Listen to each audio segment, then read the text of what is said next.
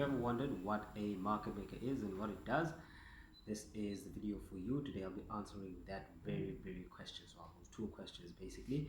My name is Anela from Amplified Trading and welcome to the channel. So if you've ever wondered what a market maker is, I'll share with you from my experience, my own research and other people's experience and research what it basically means, and obviously we'll touch on a bit about what the market maker does. So market maker is essentially, this is not obviously the Investopedia version or description of it, but someone who takes the other bets of other people's traders. So what a market maker would do is they don't do any analysis. They don't look at whether the market is going up, whether the market is going down.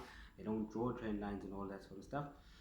They just take the other bet of other people's trades or other institutions' trades, and they essentially then make markets. Right. So the original, or I could say back in the day, a market maker used to stand in the pit and wait for people to throw orders, right? So let's say buy euro dollar one standard contract, and they would be the ones selling to those people who bought, or to that person or trader rather, who bought that one standard contract on the euro dollar.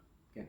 Now obviously the way in which market makers has evolved a bit, but they still essentially do more or less the same thing. Now, without market makers, obviously the markets would be very difficult to trade, because if you wanted to trade and take a position on the euro dollar one standard contract and there were no willing sellers at that price point, you would actually have to wait for the next available price.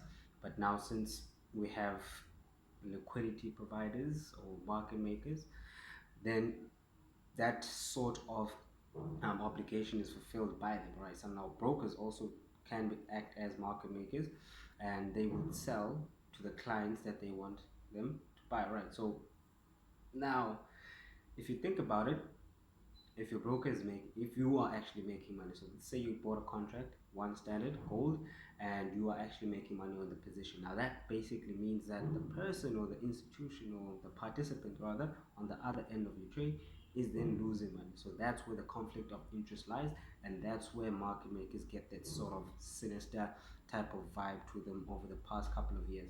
Now I am pretty certain that there are some who are more crooked than others, but I mean, it is a sort of like competition when it comes to trading. And if you are consistently losing money in the markets, then it does say a bit more about you than about your broker or the liquidity provider, whatever the case may be.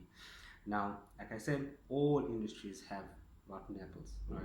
So there are. I'm pretty sure that there are a lot of brokers who mess with people, and there are some liquidity providers who really mess around with traders and institutions. But I mean, that's just part of it. That's some parts of the business that we can't really change as retail traders, especially. Now, if you want to understand a bit more about what the market maker does, or about what liquidity providers do, then you can do a bit more research on the topic. But that's about the most important information that you can have at this present moment about what a market maker is and what they do on a day-to-day basis.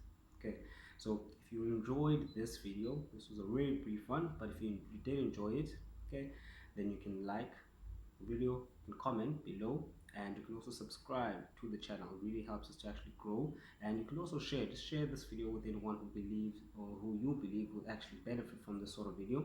And I'll be doing a whole lot more, right? I'll be putting out a whole lot more content in different formats, and hopefully all this information will help you to become better at what you do. So this is Anela from Amplified Trading,